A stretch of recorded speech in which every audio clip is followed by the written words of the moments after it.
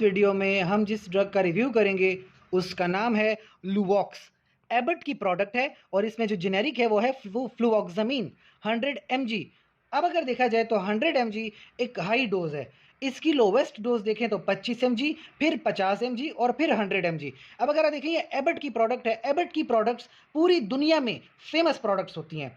अब इस तरह की मेडिसिन जब आप इस्तेमाल करते हो तो स्पेसिफिक बीमारियां हैं जिनका ताल्लुक साइकोलॉजी या साइकोट्रोपिक ड्रग्स उनको कहते हैं, क्योंकि ये डायरेक्टली आपके ब्रेन में जाती हैं और ब्रेन में अपना एक्शन बताती हैं।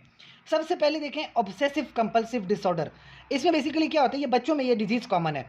बच्चे क्या करते हैं कि वो कोई काम करते हैं लेकिन उसके बाद वो बहुत ज़्यादा ऑब्सेसिव हो जाते हैं कि आया उन्होंने वो काम किया भी कि नहीं किया। जिसकी मिसाल ऐसी है कि बच्चे जाते हैं गेट बंद करते हैं, वापस आते हैं लेकिन फिर से उनको एहसास होता है कि हमने शायद बंद नहीं किया था। वो एक बार फिर जाते हैं और फिर से चेक करके आते हैं कि सही से बंद हुआ या नहीं। इसी तरह बच्चों में देखा गया कि वो जब कुछ लिखते हैं तो सबसे पहले 10-15 मिनट तो अपनी पेंसिल शार्प करने में लगा देते हैं कि हमारी पेंसिल शार्प होगी तो हम अच्छा पढ़ सकेंगे। अब ये कोई नॉर्मल बिहेवियर नहीं है। ऐसे बिहेवियर को हम ऑब्सेसिव कंपल्सिव डिसऑर्डर कहते हैं। ऐसी प्रॉब्लम्स में मेडिसिन प्रेस्क्राइब की जाती है, जैसे फ्लुवॉक्सामिन है। स्टार्ट ला जाते हैं 50 mg से, अक्सर रात के बाद कोई एक टैबलेट दी जाती है।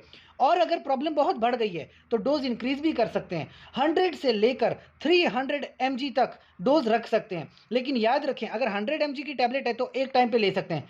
300 mg तक प्रेस्क्राइब की गई है तो 300 mg एक साथ नहीं लेते बल्कि डोज को डिवाइड करते हैं। जैसे दिन में सुबह शाम, तो सुबह में 150 mg और शाम में 150 mg, या सुबह में 100 mg और शाम में 100 mg। तो एक तो ये चीज़ हो गई। दूसरी बीमारी है सोशल फोबिया। अब सोशल फोबिया ये होता है कि अक्सर लोग जो हैं घरों में बंद रहते हैं, बाहर किसी से मिलते जुलते नहीं हैं। ये भी एक नॉर्मल बिहेवियर नहीं है, क्योंकि नॉर्मल बिहेवियर होगा, इंसान एक सोशल एनिमल है। सोशल यानी समाजी जानवर है, उसको समाज में जाना होता है, इंसान की नेचर है। लेकिन अगर एक इंसान सोसाइटी को इग्नोर करता है, सोशल विड्रॉल है, ऐसे लोगों के लिए भी एक साइकोलॉजिकल मसला है। और 50 mg की ड्रग प्रेस्क्राइब की जाती है रात के टाइम। एक हफ्ते तक 50 mg लेते हैं, कोई असर नहीं पड़ रहा तो डोज बढ़ा सकते हैं, 100 mg पे भी जा सकते हैं और मैक्सिमम डोज 300 mg की हो सकती है। लेकिन फिर वही बात कि अगर 300 mg पे जा रहे हो तो डोज को डिवाइड करना होगा। सारी 300 mg एक साथ नहीं लेते, दिन में 2 बार यानी कि सुबह शाम आप डोज को डिवाइड कर लेते हो। इसके अलावा डिसऑर्डर है पैनिक डिसऑर्डर। पैनिक डिसऑर्डर भी अक्सर बच्चों में या खवातीन में ज़्यादा पाया जाता है कि अचानक से उनको कहीं से किसी भी चीज़ से डर लग जाता है, चक्कर आते हैं, बेहोश हो जाती हैं। ऐसी कंडीशन में पहले तो लोवेस्ट डोज से स्टार्ट लेते हैं, जब 25 mg 50 mg, और बहुत ज़्यादा प्रॉब्लम बढ़ रही है तो 100 mg और 200 mg तक डोज बढ़ा सकते हैं। और पैनिक डिसऑर्डर का जो ट्रीटमेंट का ड्यूरेशन है वो हफ्तों हफ्तों तक चल सकता है। फिर खवातीन में अक्सर एक मसला है पोस्ट ट्रॉमेटिक स्ट्रेस डिसऑर्डर।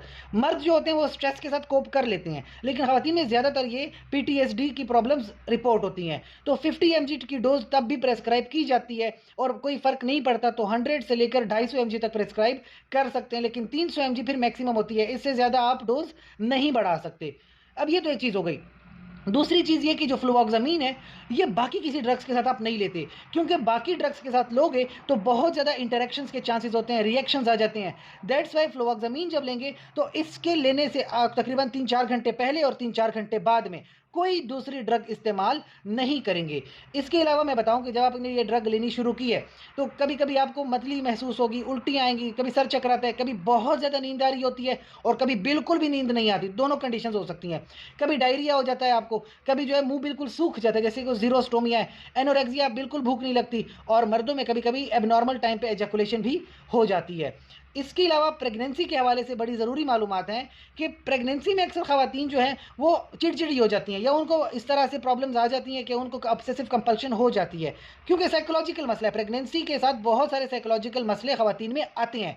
तो उसके टाइम आपने क्या करना है कि इस तरह की मेडिसिन अवॉइड करनी है, क्योंकि अगर आप ऐसी मेडिसिन ले रहे हो, ये मेडिसिन प्रेगनेंसी में आपकी प्लेसेंटा को क्रॉस कर सकती हैं, बच्चे में जा सकती हैं, और फिर वो मेडिसिन इन फ्यूचर आपके बच्चे में ब्लड प्रेशर जैसी बीमारियां कॉज कर सकता है। लिहाजा ऐसी मेडिसिन को प्रेगनेंसी में अवॉइड करती हैं। कोई मसला हो तो अपने गायनेकोलॉजिस्ट से मशवरा लाजमी करते हैं। इसके अलावा अगर आपको कोई इन्फॉर्मेशन चाहिए तो कमेंट सेक्शन में पूछिए। साथ ही चैनल को लाइक करें, कमेंट करें, शेयर करें और सब्सक्राइब करें। शुक्रिया।